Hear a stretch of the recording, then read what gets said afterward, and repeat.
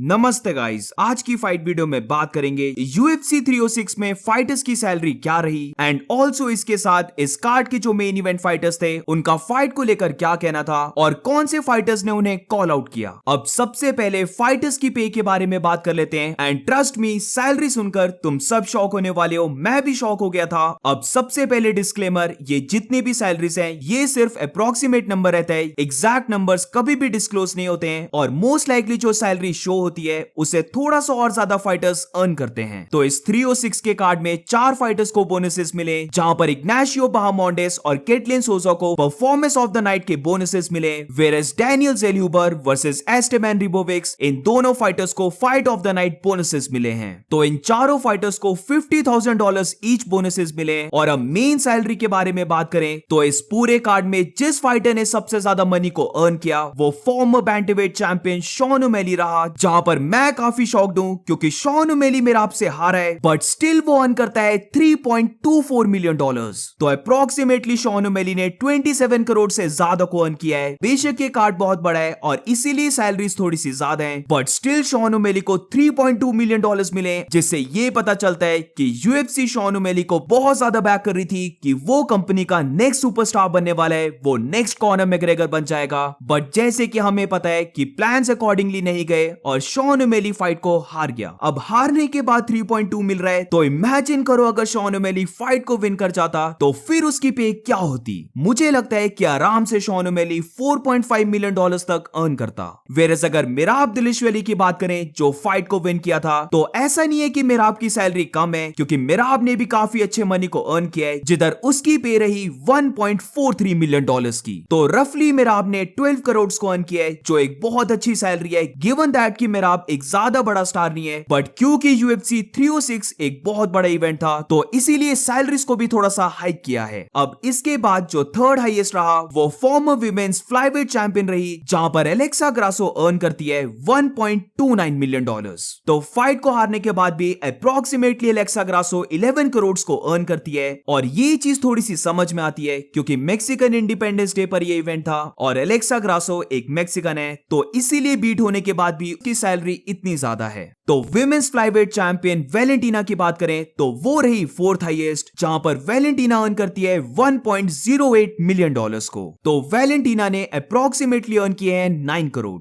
अब इसके बाद फिफ्थ हाईएस्ट की भी बात कर लेते हैं, जहां पर फाइट को हारने के बाद भी जो फिफ्थ हाईएस्ट पेड फाइटर रहा वो ब्रायन ऑर्टेगा रहा, जहां पर वो अर्न करता है $265,000 को। यहां से तुम देखोगे कि जो भी फाइटर बीट हुए उनकी एक्चुअली में पे ज्यादा है एज कंपेयर टू उनके ओपोनेंट्स जो फाइट को विन किए हैं। तो ब्रायन ऑर्टेगा अप्रोक्सीमेटली अर्न करता है 2.2 करोड़, वेयरएज ब्रायन ऑर्टेगा के ओपोनेंट डिएगो लोपेस की बात करें जो फाइट को विन किया था तो वो अर्निंग पर आता है 9th पोजीशन पर, जहां पर डिएगो लोपेस ने अर्न किए हैं $155,000 को। तो 1.3 करोड़ डिएगो लोपेस ने अर्न किए, वेयरएज बाकी जितने भी फाइटर्स इस कार्ड में थे उन सब की तुम सैलरी को देख सकते हो। जहां पर राउल रॉसेस को भी देख लेते हैं तो वो फाइट को विन किया था और इस विन से राउल रॉसेस जूनियर अप्रोक्सीमेटली अर्न करता है 100K को। अब इसके बाद मिराब दिलिशवली और शॉन ओमेली की बात करें और जिन फाइटर्स ने इन्हें कॉल आउट किया है इन सब के बारे में शॉर्ट में बात करें तो new bantamweight champion Merab Dvalishvili still believe करता है कि उसका नेक्स्ट ओपोनेंट उमर नुरमागोमेडोव नहीं बल्कि डेविसन फिगरेडो होना चाहिए। मिराब ने इसका रीजन यही दिया है कि उमर ने अभी तक सिर्फ टॉप 15 में एक ही फाइटर के साथ फाइट किया है, वेयरएज डेविसन ने उसे ज्यादा बड़े ओपोनेंट्स के साथ फाइट किए हैं, उसके लिए ज्यादा वैल्यू को होल्ड करती हैं और इसीलिए वो चाहता है कि वो डेविसन फिगरेडो के साथ फाइट करे। ऑल्सो इसी के साथ मिराब का ये कहना था कि उमर को चाहिए कि वो फाइट करे पीटर यान के साथ। No, like just I want to fight for the top of the top, you know. Like I think Figueroa, the former champion, will be 5th champion on my list. This fight excites me, makes me motivate, makes me work hard, you know. Umar, like I wasn't like when he's okay, but like I'm telling you guys, from top 15, he only win one fight. Is there anyone you would like to see Umar fight to gain that #1 contender? Yeah. Maybe against Peter Yan.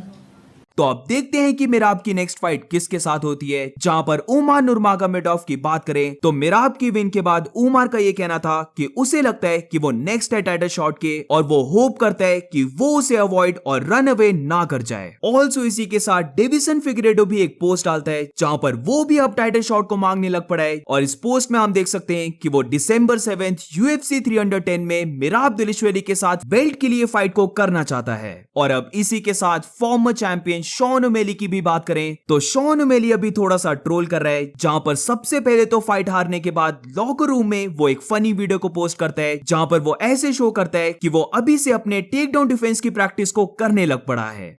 Down block.